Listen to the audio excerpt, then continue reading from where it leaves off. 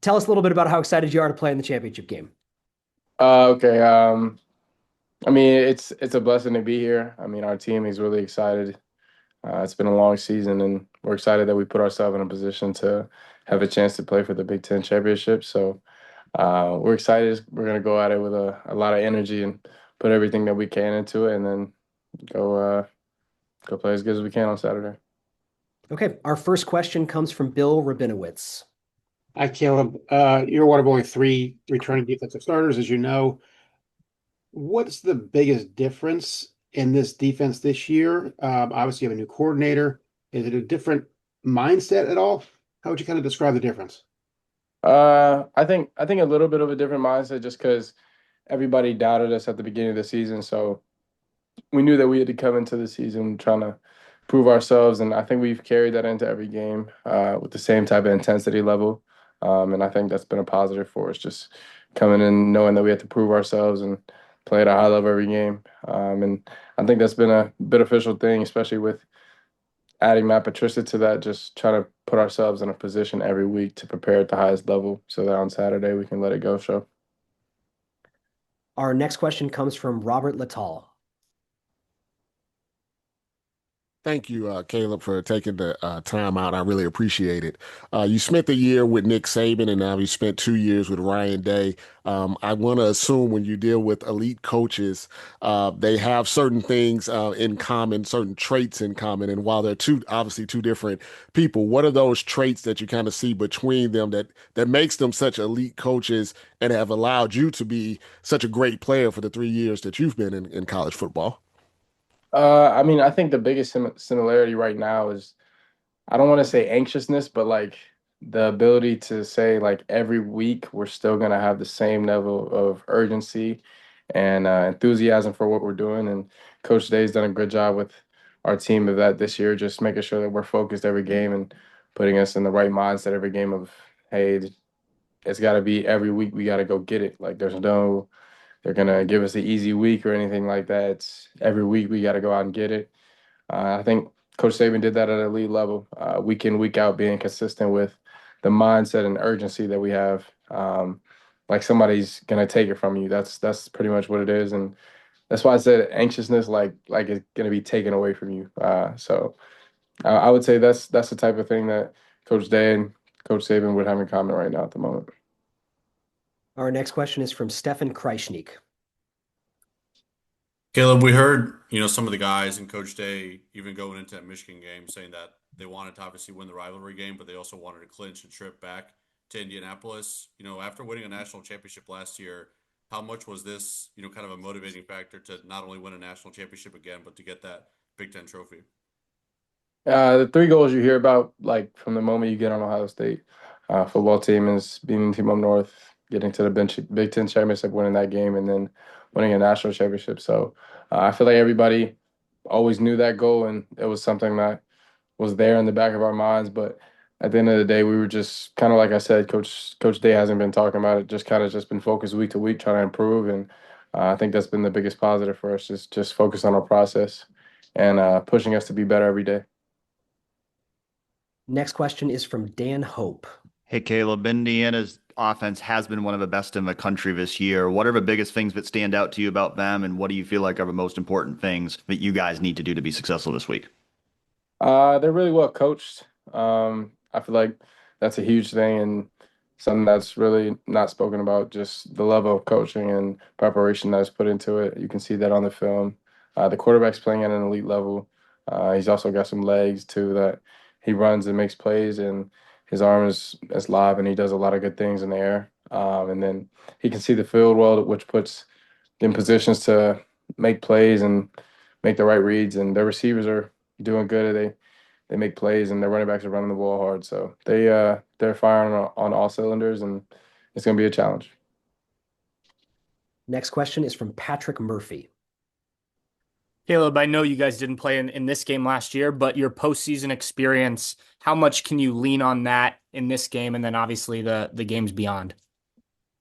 I mean, yeah, I think that's a positive for us, just knowing what we did last year and the confidence level that comes with that. But I mean, we got a new team, new players, and we got to go prove it every game. So I think it'll be as much of a challenge as it was last year, and we'll have to rely on our preparation. Next question goes to Tim May. Thank you, Paul. Caleb, I know we've asked you a bunch about Matt Patricia, but I'm very intrigued. I mean, post game, he has this big hug thing he does with Caden McDonald. It seems like for example, it seems like he has almost a personal relationship with all of you guys. How has that happened? And in really such a sort of a short period of time? I think it's really just who he is. I think he cares about people and cares about people that he's around. He definitely takes intentional level focus on the people that he wants to be around and the people that he wants to make a relationship with. And I think he's done that at an elite level. And you can feel the love around our room that has grown throughout the year. And we all appreciate him for what he's done. And everybody goes out and plays hard for him. So. Next question is from Joey Kaufman. Caleb, you're someone who can line up on different spots of the field, be it in the box or deeper. Just wondered what you've thought of the way you guys have used Arvell this year to line up for him to line up on different spots on the field and what it takes to be able to do that on a defense. I think it's been great. I think it's shown a lot of versatility for him, which is always a positive.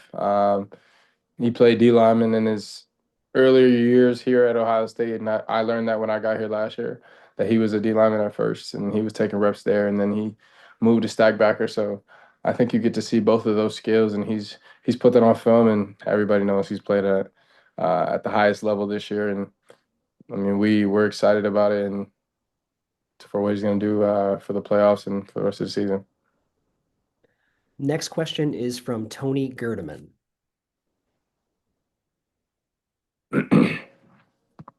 Sorry, Caleb. What is it about Caden McDonald that has allowed him to be one tackle behind you this year? He's a playmaker. I think that's a difference between a lot of D linemen. He makes plays. I mean, that's what he does, and that's what he loves to do. He can eat up blocks, he can do all that stuff, but he can also make the play when he has a chance to. And I mean, I've known him since I was 6 years old, so I mean, I'm excited for him, and I'm happy that he's played so well.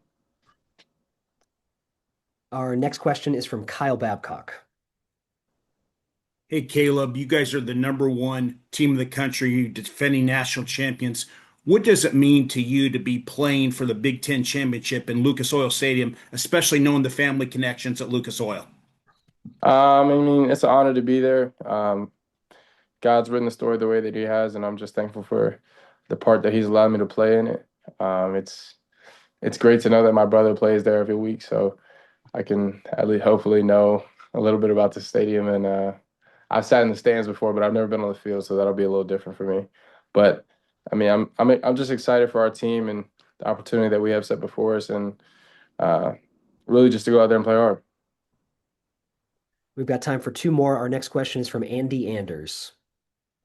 Hi, Caleb. Fernando Mendoza, when he was on earlier, compared the matchup between you and him to Tom Brady going against Ed Reed.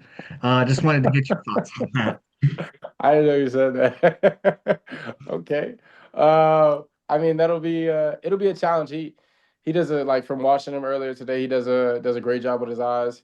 He can read coverage as well. So we're gonna have to be on point on the back end for us, and it'll be a challenge. I'll definitely have to study him for the rest of the week, see what I can do, see what plays I can make. Our last question is from Stephen Means. Caleb, two things. One, who's the podcast guest this week? But then also on a more serious note, you talked about Mendoza. A lot of your guys' bigger games this year have been against younger guys who are going through this for the first time. This is an older quarterback who's kind of had some experience here. Do you enjoy those chess matches when you get opportunities to go up against these veteran quarterbacks as a safety, where a lot of times it can become a cat and mouse game between you and a quarterback? Yeah, I mean, I'm excited for that. I think it'll be a test for our defense, and I mean that's what we want to do. We want to see where we're at based off of who's the best in the nation, and put ourselves in that position to figure that out. But I mean, I think we just got to do what we have been doing and put ourselves in a position to win. And yeah, I mean it'll be a challenge, and I'm excited for it, and I'm sure Matt Patricia and the rest of our defense is excited for it too. So it'll be fun. Caleb, really appreciate you taking the time to join us. We look forward to seeing you in Indianapolis. All right.